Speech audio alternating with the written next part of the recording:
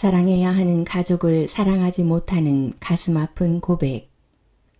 절망 가운데 가족을 통해 희망과 기쁨을 발견하는 주인공들의 이야기들이 따뜻한 그림과 함께 우리의 눈시울을 적신다. 그들의 삶이 우리의 가슴과 영혼으로 파고든다. 우리 안에 깊이 자리한 하나님의 얼굴을 만나게 한다. 안녕하세요. 책 읽어주는 세상입니다. 오늘은 사랑하는 가족에게 읽어주고 싶은 이야기를 준비했습니다. 지은이는 잭 캔필드, 마크 빅터 한센, 패티 오베리, 낸시 미첼 오티오, 옮긴 이는 박혜경, 펴낸 곳은 두란노입니다. 미국에서 가장 사랑받는 영혼의 전달자인 이 4명의 작가들은 사랑, 희망, 꿈, 따뜻한 마음, 기쁨 등 삶에 있어서 잊지 말아야 할 이야기들을 좀 더 효과적으로 하기 위해 팀을 이루었습니다. 이들이 엮은 이야기는 전 세계 150개국 32개의 언어로 번역이 되었고 국내에서만 100만 부가 넘게 팔린 초 베스트셀러입니다. 2년여에 걸쳐 크리스천 가정을 위한 수천 편의 감동적인 이야기들을 전 세계에서 수집하고 엄선한 감동적인 이야기들의 모음입니다. 물질적 풍요 속에서 자칫 가족의 소중함을 잊기 쉬운 현대인들이 이 감동적인 이야기들을 통해 그동안 잃어버린 작은 행복과 삶의 의미를 다시금 발견하기를 그들은 희망합니다. 특히 이 책은 바로 그 희망과 용기를 가정이라는 주제로 풀어내고 있습니다. 주위에서 흔히 들을 수 있는 듯 하지만 정작 쉽게 접할 수 없는 따뜻하고 가슴 뭉클한 우리 가족들의 이야기는 세상을 살아가는 우리에게 가장 근본적인 힘을 주기에 충분합니다. 모두 9가지 주제로 구성된 이 책은 사랑, 하나님, 부모와 자녀, 사랑하는 사람의 죽음, 선행, 믿음, 크리스마스, 그리고 교훈이라는 주제를 각기 다루고 있습니다. 잠시 이야기 속으로 들어가 볼 텐데요. 끝까지 편안한 마음으로 함께 해주시기 바랍니다. 구독과 좋아요, 알림 설정은 사랑입니다. 기적 같은 우리 가족. 결코 나 자신이 특별하다고 생각해 본 적이 없다. 하지만 사람들은 계속해서 나를 기적 덩어리라고 말했다. 내가 보는 나는 실현 가능한 현실적인 목표와 큰 꿈을 가진 평범한 사람일 뿐이었다. 20살에 텍사스 대학에 다니고 있었고 내 꿈인 정형외과 의사가 되는 길을 가고 있을 뿐이었다. 1981년 2월 17일 밤 나는 3년간 사귀어온 샤론과 함께 도서관에서 유기화학 시험 공부를 하고 있었다. 밤이 깊어 샤론은 내 차로 기숙사까지 바래다 달라고 했다. 우리는 별 생각 없이 차에 탔지만 그날 밤 차를 타고 난 이후의 내 인생이 그 전과 완전히 달라지리라는 것은 누구도 상상하지 못했다. 주유 신호가 들어오는 것을 보고 나는 근처 주유소로 가 $2치 기름을 넣었다. 금방 돌아올게. 샤론에게 말한 뒤 돈을 내기 위해 차에서 내렸다. 하지만 그 짧은 순간 내 인생은 완전히 달라졌다. 주유소에 딸린 가게로 들어선 순간 나는 마치 딴 세상에 들어간 것 같았다. 가게 밖에서는 건강하고 운동도 잘하는 의학도였지만 가게 안에 들어선 나는 폭력 범죄의 통계 숫자 하나에 불과했다.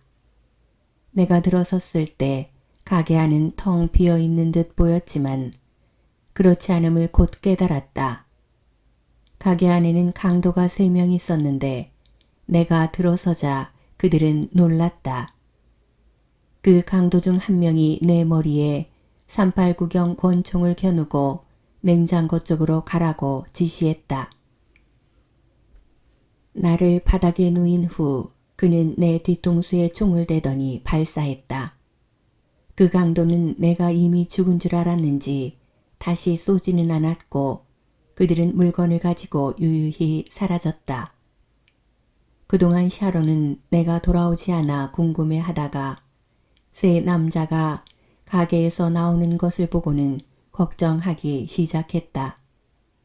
내가 그 가게에 마지막으로 들어갔기 때문이다. 샤론이 나를 찾으러 가게 안으로 들어왔지만 먼저 눈에 띈 것은 사용할 수 없는 수표와 동전 몇 개뿐인 현금통이었다. 샤론은 미친 듯이 내 이름을 부르며 나를 찾았다. 바로 그때 가게 점원이 뒤에서 나타나 그녀에게 소리쳤다. 아가씨, 바닥에 엎드려요. 강도가 들었어요. 총을 갖고 있어요. 샤론은 재빨리 바닥에 엎드리며 큰 소리로 물었다. 갈색 머리에 제 남자친구 못 보셨어요? 그 점원은 즉시 냉장고 쪽으로 가 구토 때문에 호흡이 곤란해진 나를 발견하고는 경찰과 구급차를 불렀다. 샤론은 충격이 심해 내가 다쳤다는 것은 알았지만 얼마나 심각한 상황인지는 몰랐다. 도착한 경찰은 내가 죽을 것으로 판단하고 강력계 형사에게 연락을 취했다.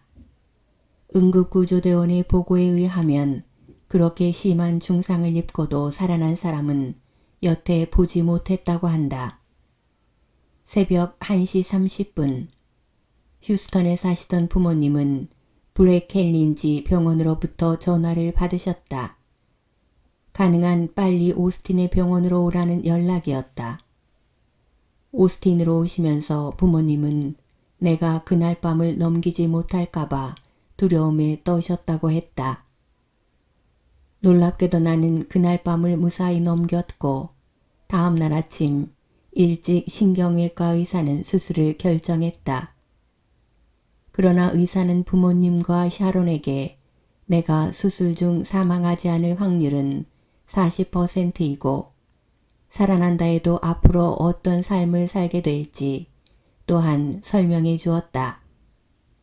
앞으로 내가 걷지도 못하고 말도 못하고 간단한 명령도 이해할 수 없을지 모른다고 했다. 우리 가족은 신락 같은 희망의 말이라도 듣기를 기도하고 소망했지만 의사의 비관적인 설명은 그들에게서 내가 정상적인 사회의 구성원이 될 수 있으리라는 희망을 완전히 앗아가 버렸다. 그러나 나는 3시간 반에 걸친 수술을 견디고 다시 한번 기적처럼 살아났다.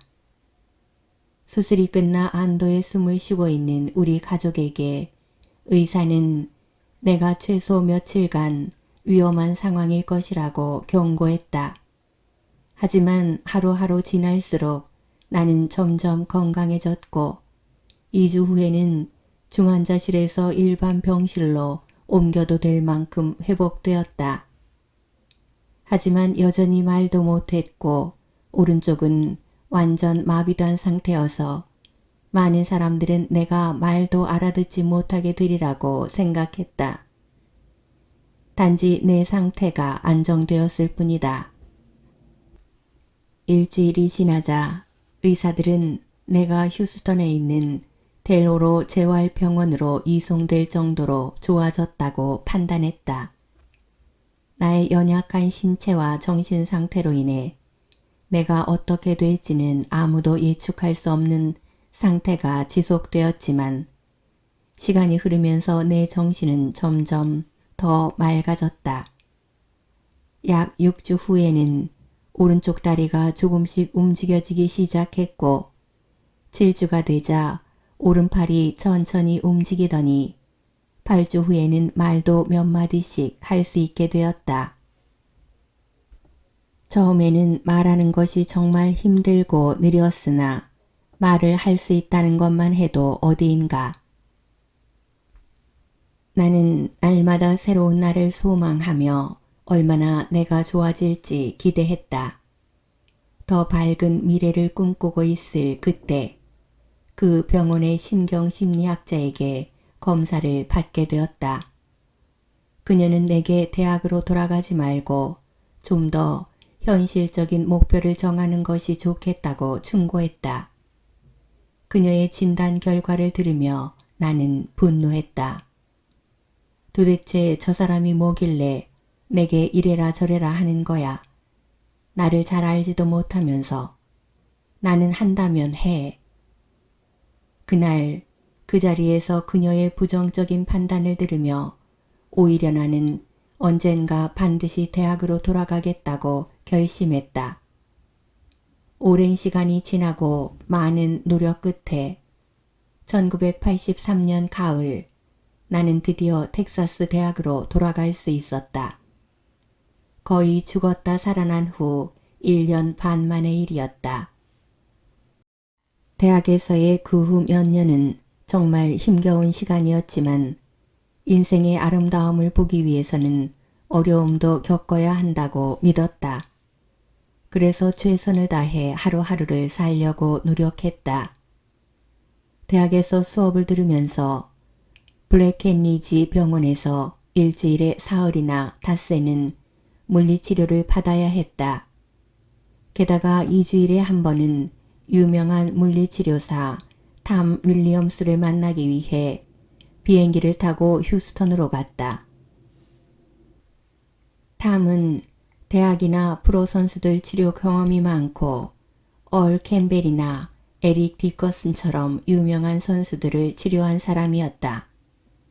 탐에게서 내가 배운 것은 불가능이란 없고 절대 포기해서는 안 된다는 것이었다.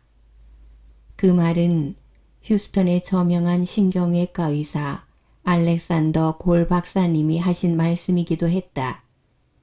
그분은 우리 부모님의 절친한 친구로 내가 사고를 당한 2월의 그 새벽에 부모님과 함께 오스틴으로 나를 보러 오기도 하셨다. 나는 여러 치료사들과 의사들에게서 많은 의견을 들었다.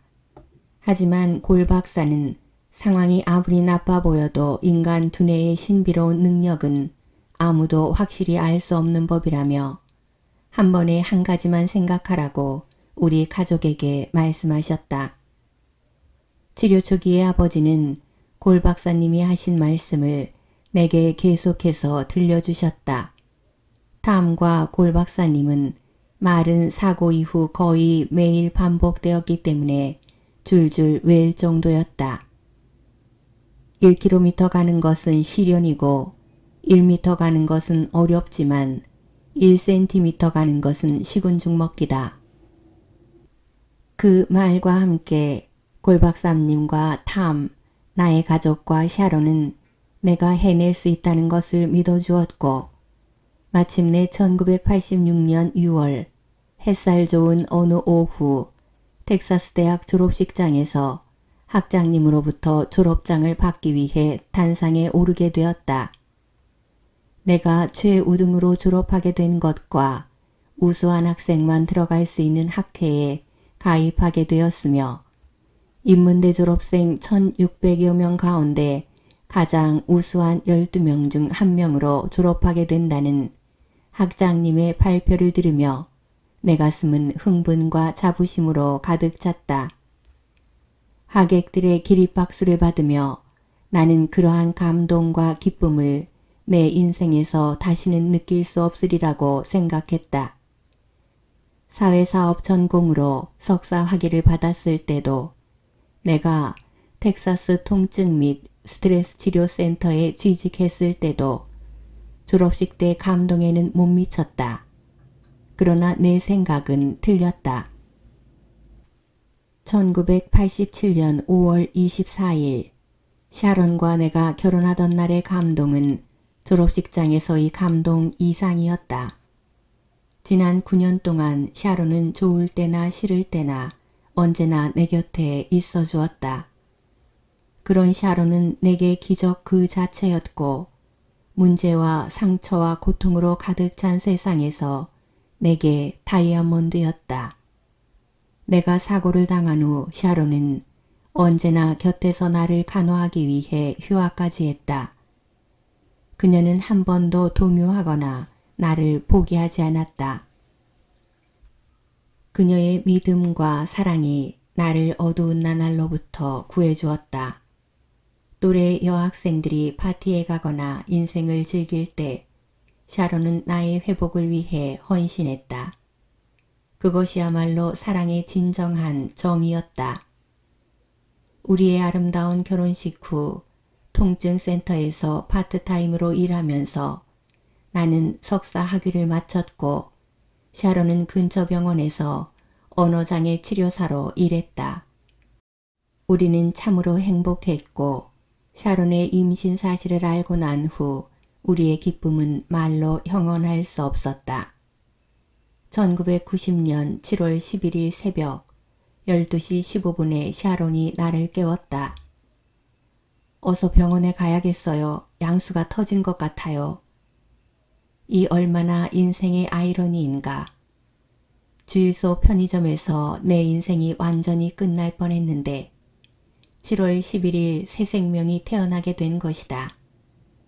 오랫동안 샤론이 나를 도왔듯이 이제 내가 샤론을 도울 때가 왔다. 샤론은 2분 간격으로 진통을 했고 진통이 올 때마다 나는 샤론의 허리를 마사지해 주었다. 샤론이 15시간 동안이나 진통을 했으니 450번이나 마사지를 한 셈이다. 오후 3시 10분 우리의 어여쁜 딸이 태어나자 손가락 마디마디의 통증은 눈 녹듯 사라졌다. 우리 딸 숀 앨리스의 시걸이 세상에 태어난 것이다. 우리의 건강한 딸이 이 세상에 나오는 순간 나는 기쁨과 행복의 눈물을 흘렸다. 샤론과 나는 딸의 손가락 발가락을 세어보고 세상을 바라보는 아이의 눈을 들여다보았다. 태어나자마자 엄마 품에 안긴 딸의 모습은 내 마음 깊이 새겨진 한 폭의 아름다운 그림이었다. 그 순간 이 모든 기적을 허락하신 하나님께 감사드렸다.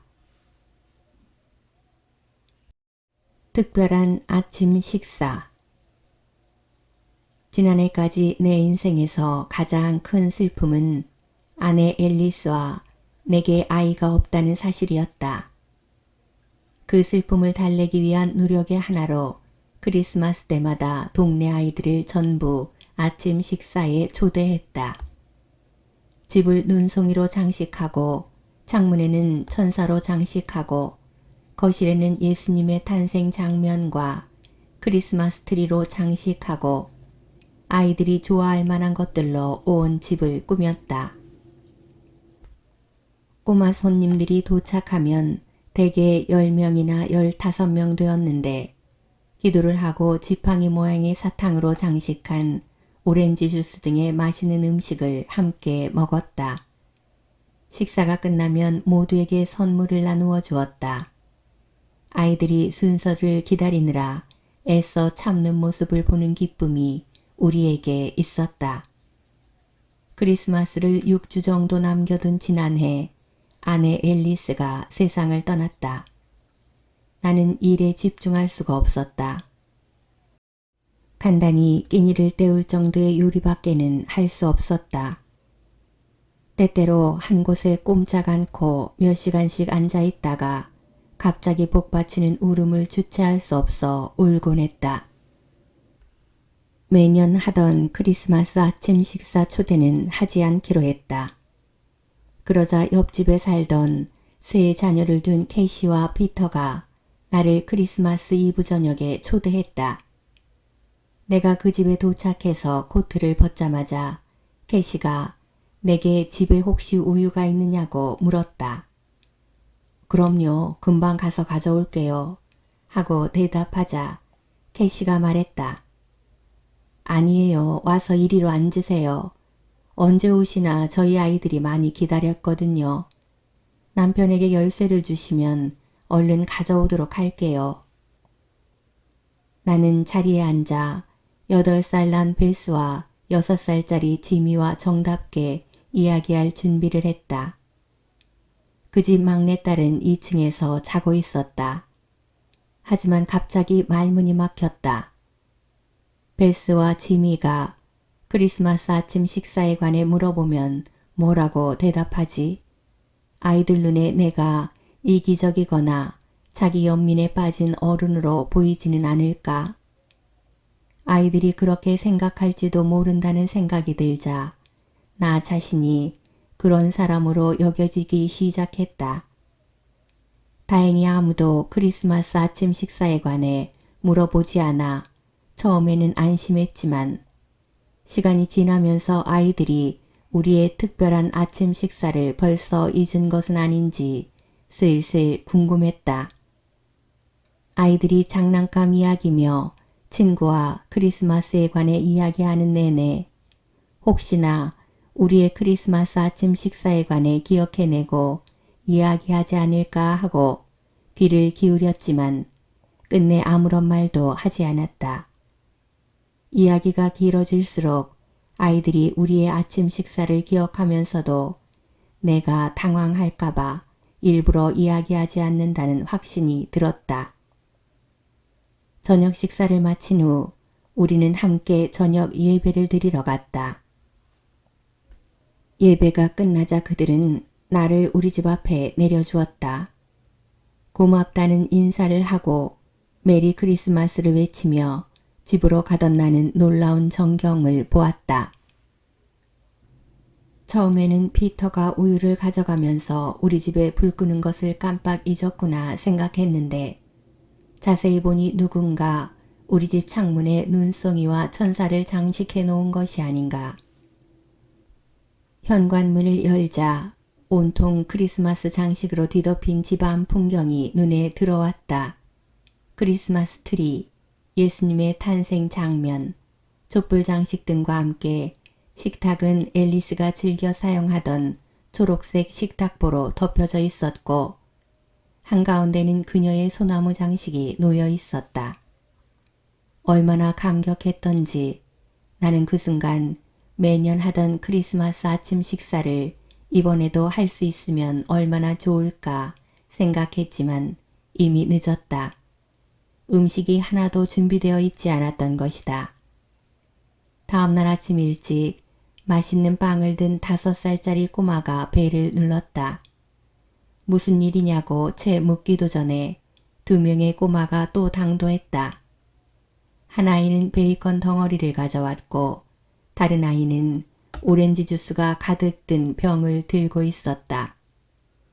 그 후로 15분이 지나자 우리 집은 동네 아이들로 가득 찼다.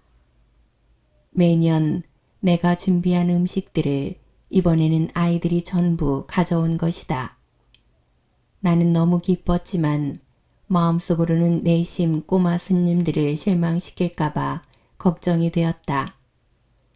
이 즉석 파티에는 매년 있던 선물이 빠져 있었던 것이다. 9시 반쯤 되자 또 다른 일이 준비되어 있었다. 옆집 캐시가 뒷문을 열고 슬그머니 들어온 것이다. 아침 식사 어땠어요? 그녀가 물었다. 정말 최고였어요. 하고 내가 대답했다. 그러자 그녀는 싱크대 위에 쇼핑백을 놓으며 이것 좀 보세요. 말했다. 또 음식을 가져왔군요. 한번 보세요. 쇼핑백 속에는 아이들의 이름이 하나하나 적힌 포장된 선물들이 가득 들어있었고 그 선물마다 아내의 이름이 써 있었다. 메리 크리스마스, 멜리우스키 할머니로부터. 그 순간 나는 정말 행복했다. 그 행복은 단지 꼬마 손님들에게 줄 선물이 생겨서 이제는 안심해도 된다는 생각에서부터 나온 것만은 아니었다. 우리 이웃 모두가 사랑으로 하나 되었다는 데서 오는 행복이었다. 2000년 전 베들레헴으로 보내신 하나님의 사랑의 선물을 기념하는 날, 내가 받은 사랑의 선물은 참으로 소중한 것이었다. 누구에게 감사해야 할지 몰라서 그날 밤 나는 하나님께 감사의 기도를 드렸다. 내 이웃들에게 할 수 있는 가장 큰 감사의 말을 하나님께 직접 드린 것이다. 인어가 가져다 준 기적. 1993년 10월 어느 날 아침, 4살 난 데지레가 거실에서 소리 죽여 울고 있는 소리를 들은 론다 길은 무슨 일인가 싶어 긴장했다. 발 뒤꿈치를 들고 현관 쪽으로 걸어간 론다는 흑갈색 머리의 조그만한 딸이 아빠의 사진을 안고 있는 것을 발견했다. 데지레의 아빠는 9달 전에 세상을 떠났고 론다는 24살의 젊은 미망인이 되었다. 그녀는 데지레가 사진 속의 아빠 얼굴을 손으로 만지며 아빠 왜 돌아오지 않아 하며 우는 소리를 들었다. 흑갈색 머리의 조그마한 대학생 엄마 론다는 절망감이 밀려오는 것을 느꼈다. 자신도 남편 켄의 죽음을 이겨나가기 힘든데 어린 딸의 고통을 목격한 그녀는 어찌할 줄 몰랐다. 데지레의 슬픔을 대신할 수만 있다면 얼마나 좋을까 하고 그녀는 생각했다. 론다는 18살이었을 때 켄을 만나 열애에 빠졌고 곧 결혼했다. 1989년 1월 9일 딸 데지레가 태어났다. 190cm가 넘는 건장한 체구의 켄은 부드러운 성품의 소유자로 많은 사람들로부터 사랑을 받았다. 그리고 데지레는 켄의 사랑을 독차지했다. 데지레는 아빠 딸이야. 켄이 자랑스럽게 데지레를 바라볼 적마다 론다는 늘 이렇게 말했다. 아빠와 딸은 어디든 함께 다녔다. 소풍도 갔고 승마도 함께 했고 농어, 연어, 낚시도 함께 갔다. 데지레는 점차 아빠의 죽음을 받아들이는 것이 아니라 오히려 그 사실을 부정했다. 아빠는 곧 집에 올 거야. 아빠는 지금 회사에 갔어. 하고 엄마에게 말하곤 했다. 장난감 전화를 가지고 놀며 아빠에게 전화로 얘기하는 놀이도 계속했다. 아빠 보고 싶어. 집에 언제 와? 켄이 죽은 후 론다는 근처에 있는 친정어머니 집으로 이사했다. 장례식을 치른 후 7주가 지나도 데지레를 위로할 길이 없었다. 어떻게 하면 데지레를 달랠 수 있을까?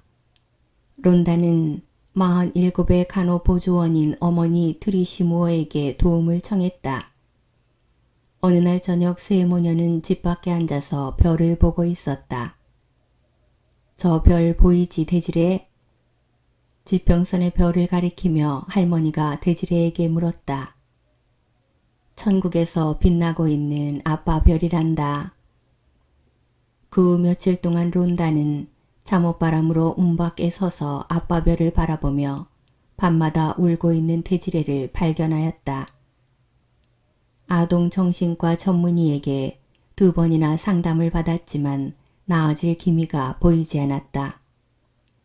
마지막 방법으로 투리 씨는 데지레를 아빠의 무덤으로 데려갔다. 아빠가 돌아가셨다는 것을 이해시키기 위해서였다. 하지만 아빠의 비석에 머리를 갖다 대고 데지레는 이렇게 말했다. 내가 귀 기울이고 있으면 아빠가 말하는 게 들릴 거야. 그러던 어느 날 밤 잠자리에 들면서 데지레는 이렇게 선포했다. 엄마, 나도 죽을래요.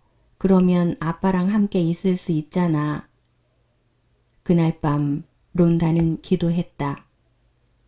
하나님 도와주세요. 어쩌면 좋죠? 1993년 11월 8일은 켄의 29번째 생일이었다. 아빠에게 카드를 보내려면 어떻게 해요? 대지레가 할머니에게 물었다. 풍선에다 편지를 달아 천국으로 보내면 어떨까? 그 말을 들은 대지레의 눈은 기쁨으로 반짝였다. 뒷좌석에 꽃을 가득 싣고 묘지로 가는 길에 세 사람은 가게에 들렀다. 할머니의 말대로 아빠에게 보낼 풍선을 고르기 위해서였다.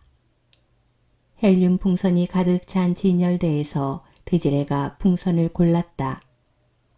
바로 저거야.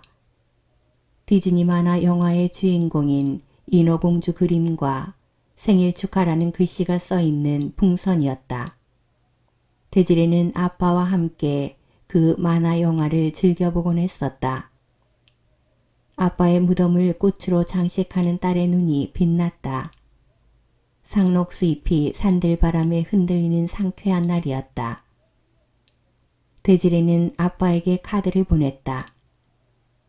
풍선아, 아빠에게 생일 축하한다고 꼭 전해줘야 해. 아빠 사랑해요. 보고 싶어요. 대지레의 카드를 받고 1월 내 생일에 답장해줘. 트리시가 그 말을 종이에 받아 적은 후 주소를 쓰고 비닐에 잘 싸서 풍선 끈에 매달았다. 마침내 대지레가 풍선을 하늘로 날렸다. 세 사람은 1시간 동안이나 그곳에 서서 풍선이 작은 점으로 변해가는 것을 지켜보았다. 자, 이제 집에 가야지 하고 트리시가 말할 때까지. 론다와 트리시가 무덤을 떠나 천천히 걷고 있는 순간 대지레가 흥분한 목소리로 외치는 소리가 들렸다. 저거 봤어요? 아빠가 손을 내밀어 풍선을 잡았어요. 바로 조금 전까지만 해도 보이던 풍선이 완전히 시야에서 사라진 즈음이었다. 이제 아빠가 내게 답장을 해주실 거야. 엄마와 할머니를 앞질러 차로 뛰어가면서 대지레가 이렇게 말했다. 한편 캐나다 동쪽에 있는 프린스 에드워드 섬에 32살의 에위드 맥키넌 씨가 있었는데 그는 이너라는 이름을 가진 동네에서 아내와 세 자녀와 함께 살고 있었다. 춥고 비오는 어느 날 아침 그는 방수 처리된 오리 사냥총을 잡았다. 그날은 늘 가던 강 어귀로 가지 않고 그 대신 3km 떨어진 이너 호수 쪽으로 사냥을 하러 가기로 했다. 차를 세워두고 젖은 전나무와 소나무 숲을 지나 9만 평방미터에 달하는 호수를 감싸고 있는 크랜베리 덩쿨 숲에 도착했다. 덤불 숲에서 뭔가 펄럭이는 것이 눈에 들어왔다. 호기심에 다가간 그의 눈에 들어온 것은 덤불에 걸린 은색 풍선이었다.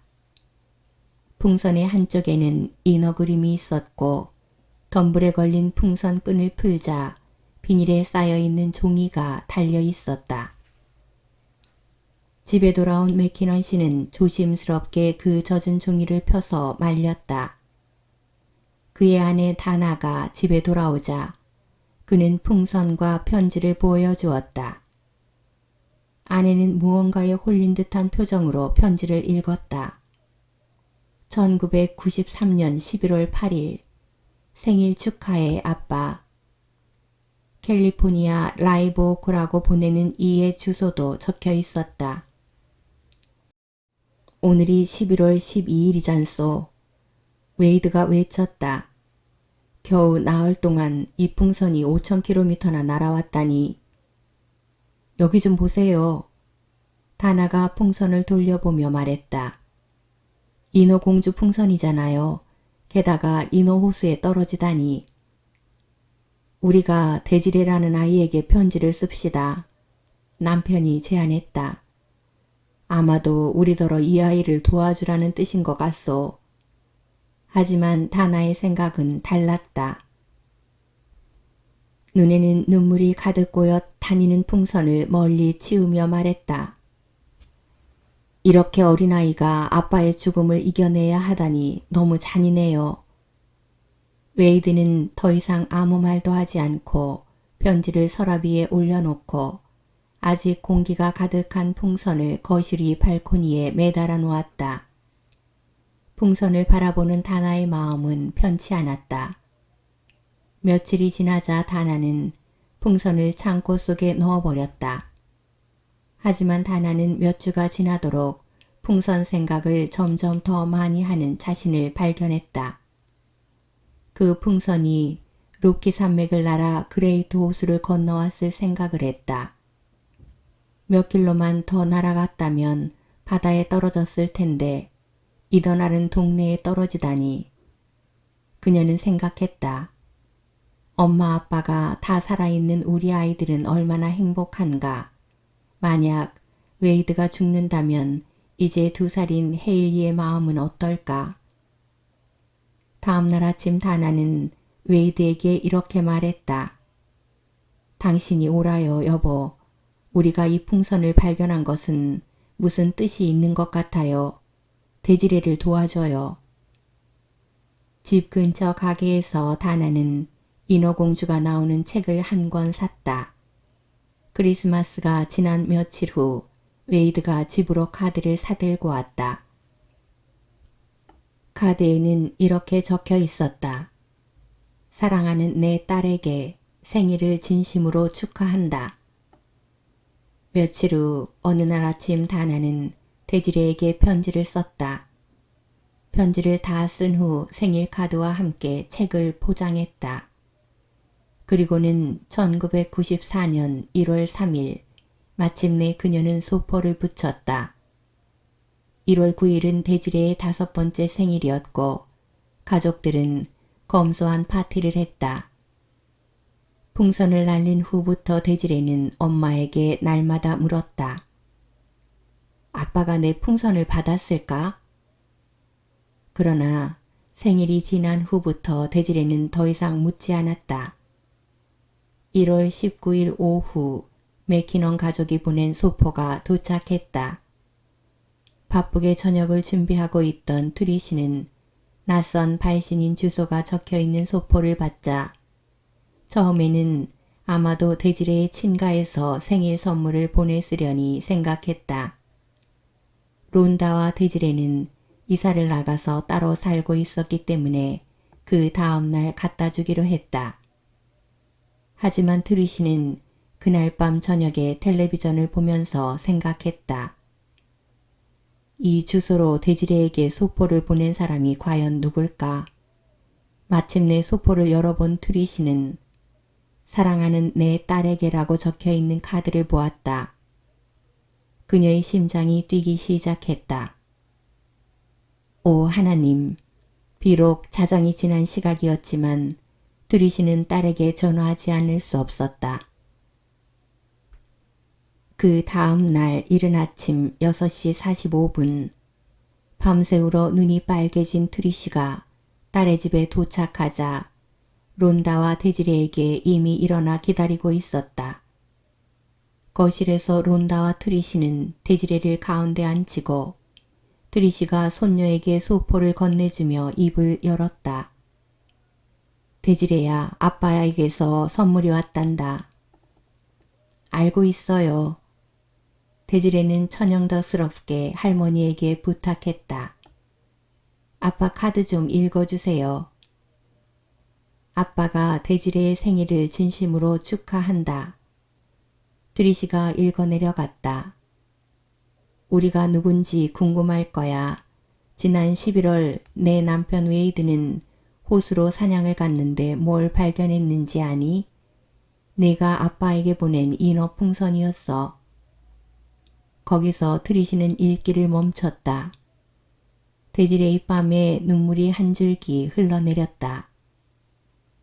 하늘나라에는 가게가 없단다. 그래서 누군가 아빠를 대신해서 쇼핑할 사람이 필요했고 우리가 인어라는 곳에 살고 있는 것을 알고 아빠가 우리에게 부탁을 했단다. 트리시는 계속해서 읽어내려갔다. 아빠는 데지레가 슬퍼하지 말고 행복하기를 바라고 계셔. 아빠는 너를 너무 사랑하시고 언제나 지켜보고 계실 거야. 사랑을 담아서 맥키넌 가족으로부터. 편지를 다 읽은 트리시는 데지레를 보았다. 아빠는 나를 결코 잊지 않으셨어. 데지레가 이렇게 말했다. 흐르는 눈물을 닦으며 트리시는 데지레를 안고 맥키넌 가족이 보내준 인어공주 책을 읽어주었다. 아빠가 늘 읽어주던 인어공주 이야기와는 다른 이야기였다. 아빠가 읽어주시던 책에서 인어공주는 사랑하던 왕자와 행복하게 사는 것으로 이야기가 끝났다. 하지만 이번 책에서 인어공주는 마녀에게 꼬리가 잘려 죽게 되고 새 천사가 그녀를 데려가는 것으로 이야기가 끝났다. 트리시는 책을 다 읽고 혹시 이 비극적인 결말로 인해 손녀가 상처를 입지 않을까 걱정했다. 그러나 데지레는 두 손으로 턱을 괴고 기쁨에 차서 이렇게 외쳤다. 인어공주가 하늘나라에 갔대요. 그래서 아빠가 이 책을 내게 보내주신 거야. 아빠처럼 인어공주가 하늘나라에 갔으니까. 2월 중순경 맥키넌 가족은 론다로부터 이렇게 쓰여진 편지를 한 통 받았다. 1월 19일 보내주신 소포를 받고 제 딸의 소원이 이루어졌어요. 그 몇 주간 두 가족은 여러 번 전화를 주고받았다. 그해 3월 론다와 트리시와 데지레는 맥키넌 가족을 만나기 위해 프린스 에드위드 섬으로 갔다. 웨이드가 풍선을 발견한 곳을 보기 위해 두 가족이 눈 장화를 신고 숲속을 지나는 동안 론다와 데지레는 아무 말이 없었다. 마치 켄이 그곳에 그들과 함께 있는 것 같았기 때문이다. 요즘도 데지레는 아빠와 이야기하고 싶으면 맥키넌 가족에게 전화를 한다. 몇 분의 전화통화는 다른 어떤 것보다 데지레를 평온하게 했다. 이 모든 일에 대해 론다는 이렇게 말한다. 사람들은 내게 인어 풍선이 그렇게 멀리 날아가서 인어 호수에 떨어지다니 우연치곤 기가 막히는 우연이라고 말하곤 하죠. 하지만 우리는 켄이 데지레에게 사랑을 표현하기 위해 맥키넌 가족을 직접 선택했다고 믿어요. 그리고 이제 데지레는 아빠가 언제나 자신과 함께 있다는 것을 알고 있어요.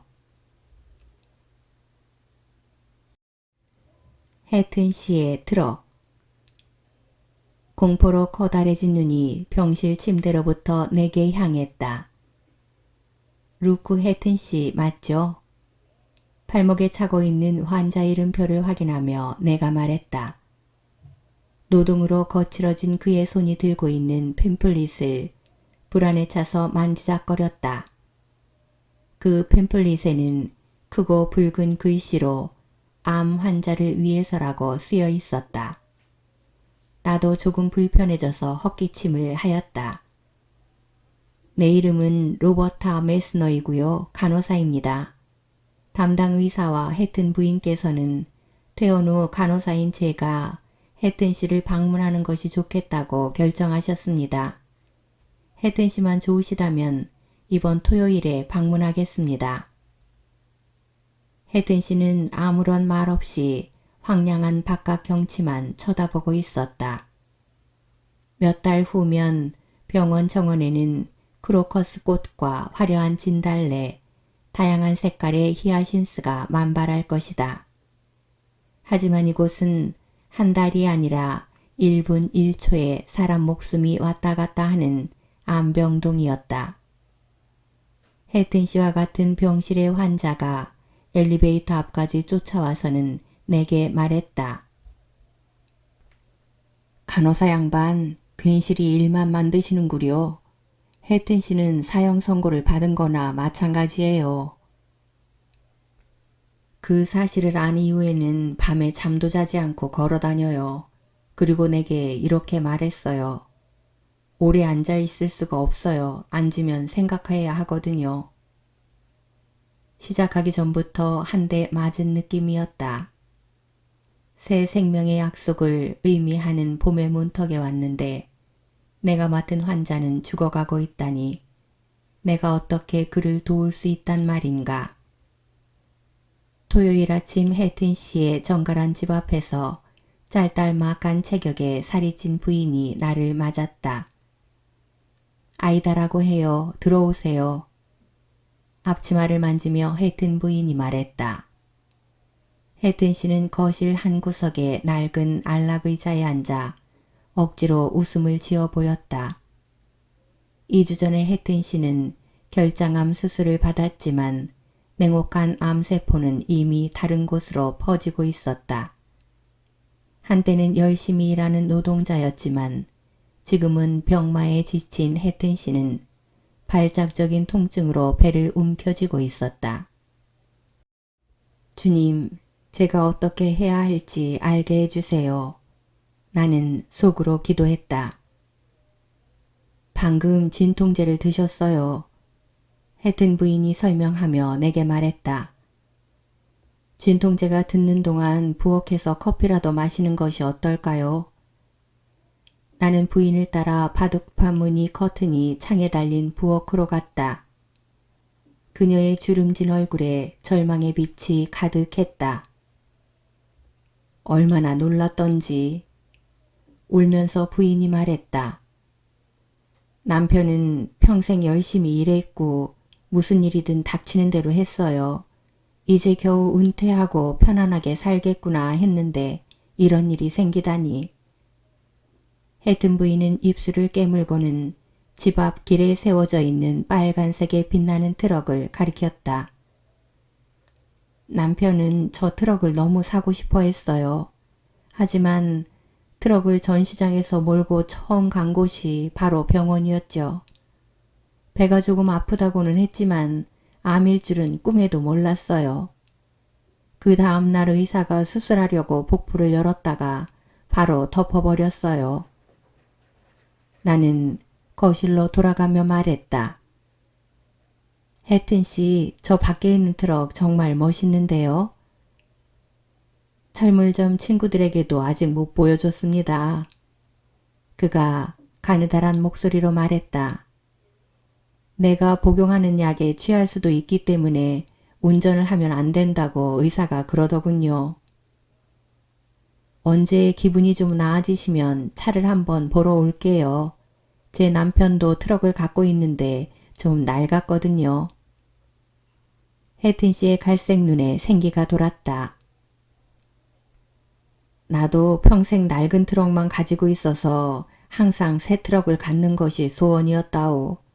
이런 일이 있기 바로 전에 그 소원을 이루었는데. 그가 의자에서 간신히 일어나더니 부인의 뺨에 키스하며 말했다.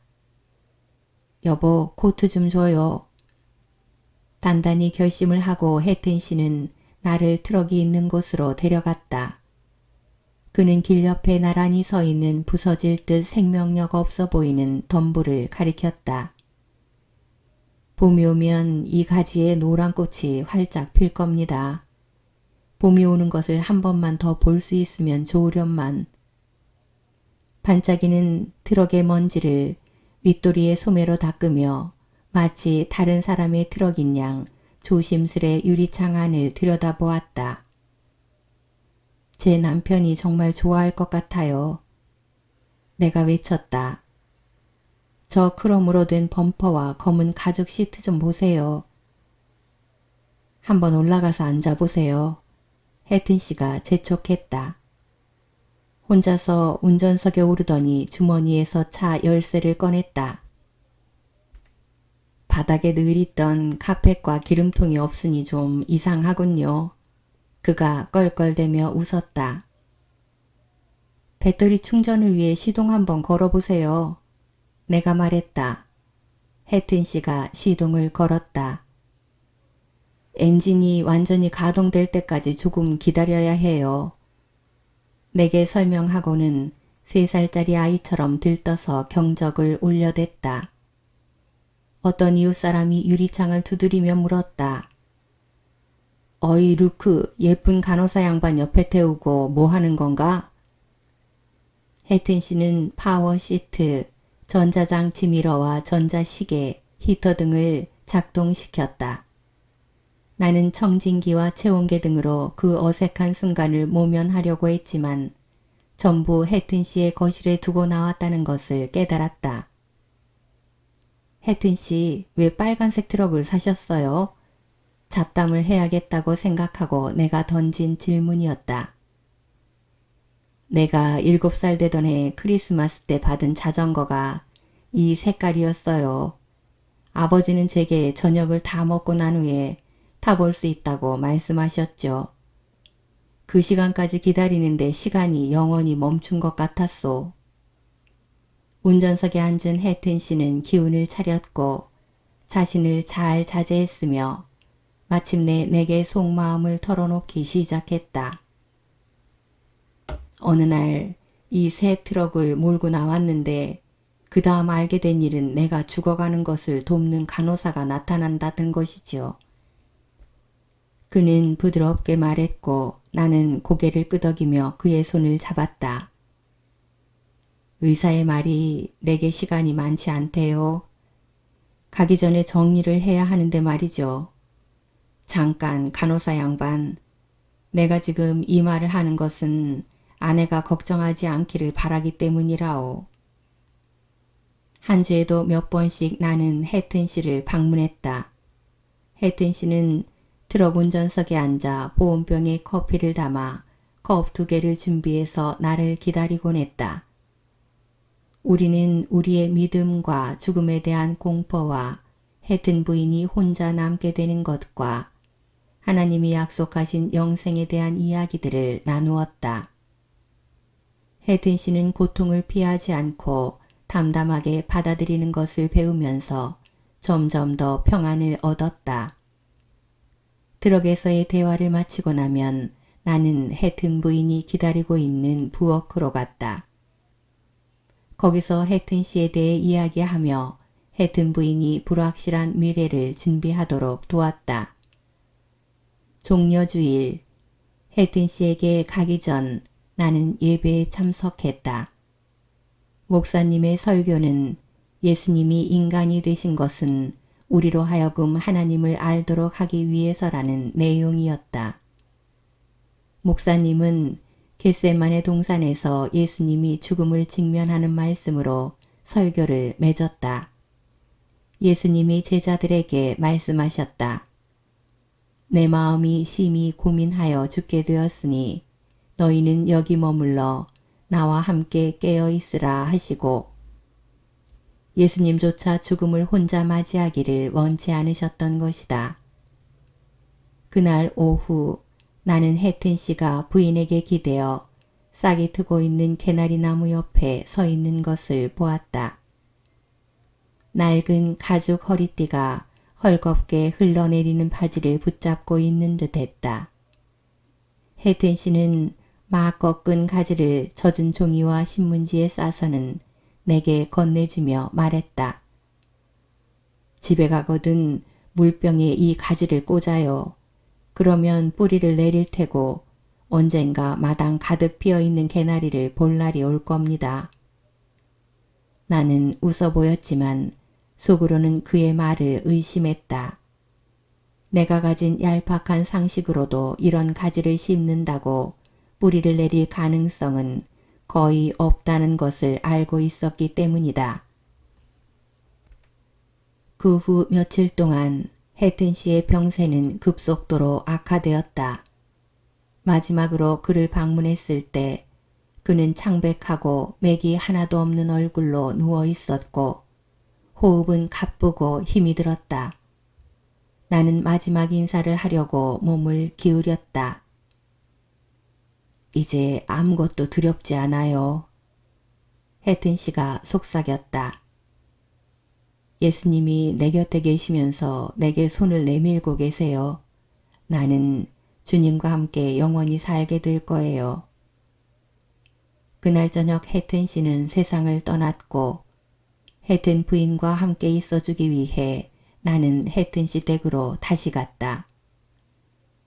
남편이 많이 보고 싶으실 거예요. 부인은 흐느꼈다. 하지만 남편더러 어떻게 이 세상으로 다시 돌아오라고 할 수 있겠어요? 남편은 이제 예수님과 함께 있게 되었고 우리는 언젠가 다시 만날 수 있어요. 그 집을 떠나올 때 나는 헤이튼 씨의 트럭 옆에서 잠시 걸음을 멈추었다. 차창 안으로 들여다보며 우리 둘이서 자주 앉아 이야기하던 시트를 물끄러미 바라보았다. 봄에 핀 꽃으로 밤 공기에는 향기가 가득했다. 헤이튼 씨가 이전에 하던 것처럼 스웨터 소매로 그 빨간 차에 먼지를 닦았다. 그리고는 차에 와이퍼를 들어 올려 흐드러지게 핀 황금색 개나리의 마음대로 뻗어있는 가지를 빼내주었다.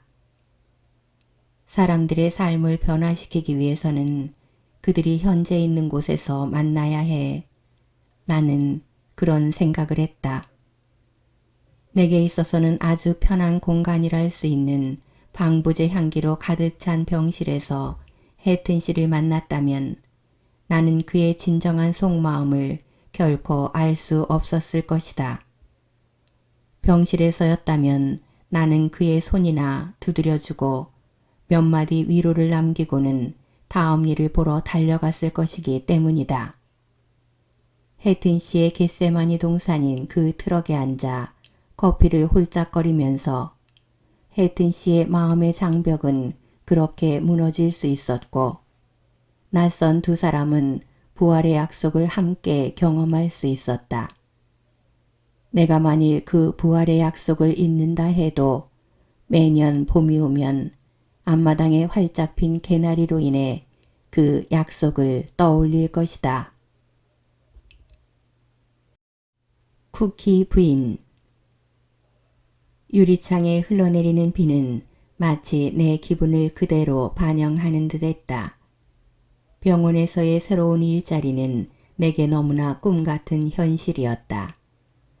그러나 오늘 하루 종일 병원 자산평가에 따른 조처로 각 부서에서 신입 직원이 해고될 것이라는 소문이 나를 괴롭혔다.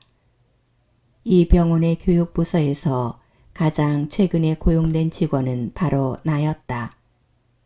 상사가 내 자리에 와서 내 생각을 끊어놓으며 말했다. 잠깐 봅시다. 마치 그가 내 옷 속으로 얼음 조각이라도 집어넣은 것처럼 내 목이 움츠러들었다. 아마도 그 잠깐 동안이 당신은 방금 해고되었어요 라고 말하는 데 필요한 시간의 전부일 것이라고 생각했다. 빗물이 새는 지붕과 밀린 납부 고지서 따위를 이야기해보았자 아무 소용 없었을 것이다. 지금 감원 중이라는 건 들어서 알고 있죠? 상사가 물었다. 집행부로부터 우리 교육부서에서 해고 예정인 직원들을 위해 이력서 작성법과 면접에서 좋은 인상 남기는 법 등에 대해 강의해달라는 요청이 왔습니다. 근심이 내 마음에 뭉게구름처럼 피어올랐다. 마치 내가 자신의 목을 자를 도끼를 갈아야 하는 사형 집행관 같다는 생각이 들었다. 알겠습니다. 달리 할 말이 없어서 나는 그렇게 중얼거리듯 대답했다. 상사가 떠난 후 나는 집에 일찍 가기로 했다. 누군가 내 눈에 눈물을 본다면 알레르기 때문이라고 말해야지 생각했다. 뿌옇게 흐려진 눈에 사무실 비서 책상 위에 놓인 줄무늬가 그려진 땅콩 버터 쿠키 한 접시가 들어왔다.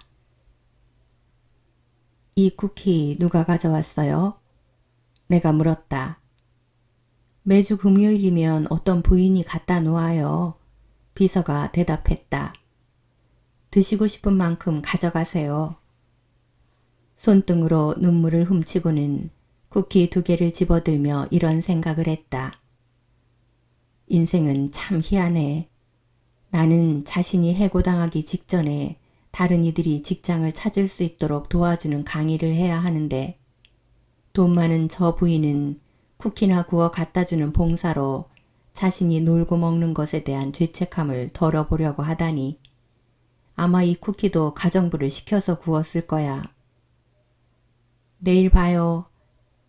앞으로 과연 몇 번이나 이 말을 더 할 수 있을까 생각하며 나는 사무실을 나왔다. 복도에 나오니 엘리베이터가 마침 열려 있었고 그 안에는 초등학교 3학년 정도의 짝달막한 키에 머리가 하얀 부인이 타고 있었다. 청소도구를 가득 실은 수레 위로 부인의 머리와 초록색 앞치마의 가슴 부분만 보였다. 그래도 저 부인은 일자리라도 있지 않은가. 집으로 오는 내내 자기 연민과 싸우다가 집 앞에 도착한 나는 결국 울음을 터뜨리고 말았다. 그렇게 외로울 수가 없었다. 두렵기도 했다. 다음 날 아침 그런 강의라면 직접 하라고 상사에게 말하려고 마음먹었다가 차마 용기가 나지 않아 강의 자료를 찾으러 도서관으로 향했다. 오후에 병원에서는 내가 병원을 떠나게 되었다는 이야기가 나오자 나는 아무렇지도 않은 듯 조기 퇴직하고 아버지 농장에 헛간에서 지낼 것이라고 농담까지 했다. 그 다음 2주 내내 나는 개의치 않은 척을 했고 마침내 병원을 떠나는 사람들의 마지막 근무일인 금요일이 되었다. 인사과 사람들이 와서 마지막 월급 봉투를 사람들에게 나누어 주고 사무실 열쇠를 돌려받는 동안 나는 직장을 찾기 위한 재교육을 원하는 사람들을 위해 수업 시간표를 준비하고 테이블에서 기다렸다. 막 해고된 사람들은 문 앞에 일렬로 줄을 서 있었고 대부분 울고 있었다. 몇 주 후면 나도 똑같은 신세가 되겠구나 생각했다. 내 옆에는 사목 목사님이 앉아 계셨다. 위로가 필요한 사람들을 위해 이야기를 하려고 와 계신 것이었다. 목사님은 노란색 형광펜으로 줄이 그어진 손때 묻은 성경책을 펴놓고 계셨다. 우리 앞에 온 첫 번째 사람에게 목사님이 인사하는 동안 목사님이 줄을 친 구절이 무엇인지 궁금해서 겼는지를 했다. 로마서 12장 5절 말씀이었다. 이와 같이 우리 많은 사람이 그리스도 안에서 한 몸이 되어 서로 지체가 되었느니라. 우리에게 주신 은혜대로 받은 은사가 각각 다르니. 목사님이 책을 짚기 전에 나머지 구절을 계속해서 읽었다. 혹 가르치는 자면 가르치는 일로 은사를 받은 것과 받은 은사를 사용할 기회가 있는 것은 별개의 문제니까. 나는 이런 생각에 눈물이 차올라 목이 메었다. 그때 초록색 앞치마를 입은 한 부인이 테이블을 향해 천천히 걸어오는 것이 보였다. 목사님이 내 쪽으로 몸을 기울이며 속삭였다. 맙소사, 우리 쿠키 부인까지 정리해고를 당하다니. 쿠키 부인과 부인의 땅콩 버터 쿠키가 많이 그립겠군요. 쿠키 부인이라니? 관절염으로 구부러진 손가락을 한 그 부인을 바라보았다. 내가 상상하던 부유한 자원봉사자의 모습과는 거리가 멀었다. 우리 테이블 앞 의자에 앉으며 부인은 마치 지시를 기다리는 얌전한 아이처럼 무릎에 손을 가지런히 모았다. 목사님이 부인에게 스페인어로 말을 했고 나는 내가 준비한 수업이 그녀에게 아무 도움이 되지 못함을 알았다. 부인은 미소를 띤 채 앞치마 주머니에서 종이에 싼 쿠키를 꺼내 우리에게 주었다. 고맙습니다. 스페인어로 그 말밖에는 할 수 없는 자신을 안타까워하며 나는 대답했다. 불현듯 내 자신에 대한 자기 연민의 감정이 부끄러움으로 바뀌었다. 나보다도 훨씬 더 어려운 형편에 처해 있음에도 불구하고 이 부인은 여전히 자신보다 남을 더 생각하고 있지 않은가. 부인의 쿠키야말로 우리가 그리스도 안에서 한 몸이 되어 서로 지체가 되었다는 로마서 말씀을 강조하고 있는 것 같았다.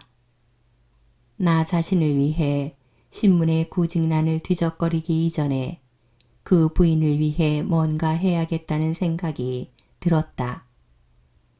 정오가 되자 마지막 사람이 우리 테이블을 거쳐서 나가고 나는 부인의 쿠키로 점심을 때워야겠다고 생각하며 내 책상으로 돌아왔다. 점심시간의 고요함에 감사하며 나는 글을 쓰기 시작했다. 새 일자리가 필요한 쿠키 부인의 헌신적인 마음에 내가 얼마나 감동을 받았는지 제대로 표현될 때까지 고치고 또 고쳤다. 마침내 다 쓴 글을 봉투에 넣고는 상사에게 잠시 동안 자리를 비워도 좋다는 허락을 받고 누구에게도 알리지 않은 채 신문사로 향했다. 내가 하는 노력에 아무 결실이 없다 해도 최소한 나는 노력은 한 셈이다. 이게 내가 부인에게 돌려주는 내 쿠키야. 신문사 주차장에 차를 세우며 생각했다. 관련 부서를 가까스로 찾아가 마감 시간에 쫓기는 편집장이 단 2분 동안의 면담 시간을 허락했다. 특별 기고문을 신문에 실어주실지는 모르지만 내가 말했다. 그리고 투고료를 받을 생각일랑 전혀 없으니 그냥 실어만 주시면 고맙게 생각합니다. 나중에 읽어보죠. 편집장은 이렇게 말하고 일어섰다. 내게 주어진 시간이 벌써 다 된 것이다. 며칠이 지났고 신문에 내 글은 보이지 않았다. 다른 사람들의 기고문이 산더미처럼 있을 텐데 나는 왜 내 글이 편집장의 관심을 끌 것이라고 확신했을까? 몇 번이나 신문사에 전화를 걸려고 수화기를 들었다가는 내려놓았다.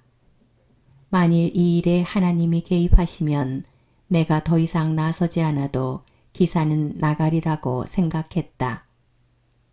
매일 나는 구직난을 뒤적거렸지만 내게 알맞은 자리는 눈에 띄지 않았다. 그러던 어느 날 내 글이 신문에 실리지 않을 것이라고 체념할 즈음 신문에서 우연히 내 글을 보았다. 내 글을 본 사람이 나뿐만이 아님이 분명했다. 사무실 비서의 책상 위에 내 앞으로 온 메시지가 쪽지가 쌓이기 시작했다. 그중 하나는 시인의 제과점에서 온 것이다. 긴장한 채 나는 제과점에 전화를 걸었다. 쿠키 부인을 위한 일자리가 있음이 틀림없었다. 몇 분 후 나는 쿠키 부인을 그 제과점 주인에게 소개하기로 약속했다. 흥분이 가라앉자 내가 혹 주제넘은 약속을 한 것은 아닌가 걱정되었다. 그런데 갑자기 발자국 소리가 나더니 손에 신문을 움켜쥔 목사님이 내 책상 앞에 있었고 그 뒤에는 쿠키 부인이 서 있는 것이 아닌가. 글을 잘 읽었습니다. 목사님이 말씀하셨다. 직업소개서에 신청을 하러 가기 전에 그 말씀 드리려고 들렀어요. 거기 갈 필요 없어요. 내가 웃으면서 말했다. 시내의 한 제과점에 일자리가 있대요. 제가 통역을 할 수 없으니까 목사님이 제 대신 부인을 그리로 모시고 가주시겠어요? 목사님도 웃었다. 물론 부인을 모셔다 드리겠지만 통역할 필요는 없을 것 같습니다. 그 집 주인 부부가 멕시코 사람들이라 부인은 금방 적응할 수 있을 겁니다. 목사님과 쿠키 부인이 떠난 후 나는 구직난이 눈에 들어오지 않았다. 쿠키 부인의 일자리가 확정되었는지 궁금해서 견딜 수가 없었다. 자신보다 다른 사람을 생각하는 쿠키 부인에게서 남을 먼저 염려하는 것을 나도 배우지 않았던가. 나는 호주머니에 넣어둔 다른 쪽지들을 꺼내 읽었다. 회사를 떠나기 전 메시지를 남긴 사람들에게 전화는 다 하고 가야지 생각했다. 그 쪽지 중 하나는 내 눈을 의심하게 만든 글이 적혀 있었다. 나는 그 메시지를 2번이나 읽었다. 한 잡지사에서 귀하의 기사를 읽고 연락했음. 혹시 잡지사 같은 데서 일하고 싶을 때는 언제든지 전화하기 바람. 그리고 그 잡지사 편집장의 이름과 전화번호가 적혀 있었다.